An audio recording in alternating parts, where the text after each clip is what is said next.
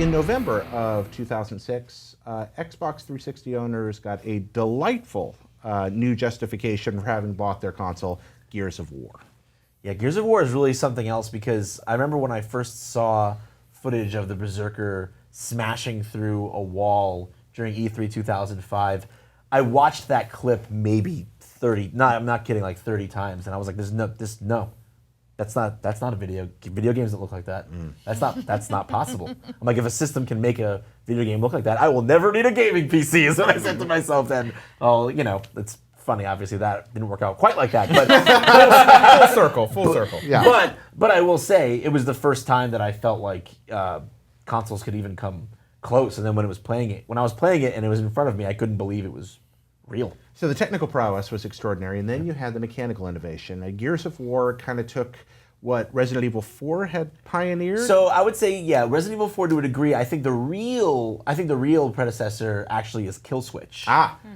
Which kind of started that whole take cover, aim while you're in cover, and then you can kind of pop out of cover and hit the spot you were aiming at. And that fluidity of like being able to set up your shots before you leave cover, I think was the kind of defining thing of Gears of War in a lot of ways. How did you guys adapt to that?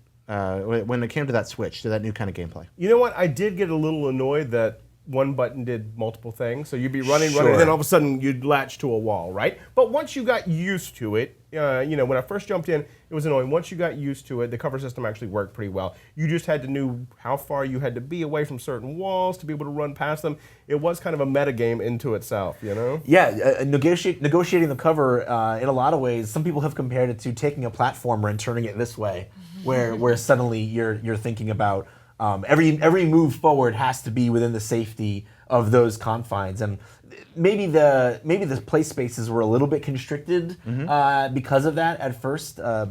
They did manage to open it up in some levels. It felt a little bit narrow, but the fact that I always had to think about my positioning and my environment, and that was a constant part of the decision-making process in a way that it just wasn't in, say, a game like as much in a game like Halo. Do you know the first playable where it was shown? First publicly playable? I don't.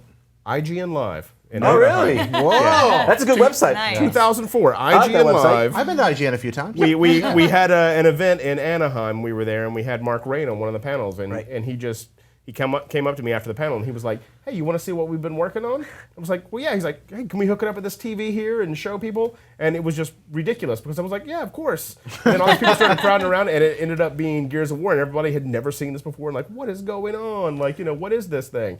They just hooked it up to a TV. And Oh let you yeah, go. it was serendipity. That's beautiful. Okay, We I didn't love know that. what was going to happen. He just had it in his bag, and boom, and there it was. And then, of course, all the hype leading up to it. Oh, yeah. Microsoft put so much behind it, and Cliff Bleszinski was at every stage show they did, with his with the chain gun, the chainsaw Lancer. gun. Yep. I remember Lancer, the TV spots with the kind of the mournful music playing Yeah, over Mad the World. Nuts. Yeah. Those Mad World playing. those were really Huge well done. They were campaign great, behind it. yeah. Yeah, beautifully done. Total contrast with the way the game turned out, right? I mean, like the art in the world. I mean, I think their theme was kind of destroyed beauty, which is actually the name of their art book for the first game, because everything is like the fall of man, like what used to be like the pinnacle of our civilization, like walking through the ruins of that. And that was very powerful in kind of a quiet way, but really it was just like, nice, sweet, let me chainsaw someone in half. Space Marines. Nice. But yeah, I think you guys should do the marketing game. and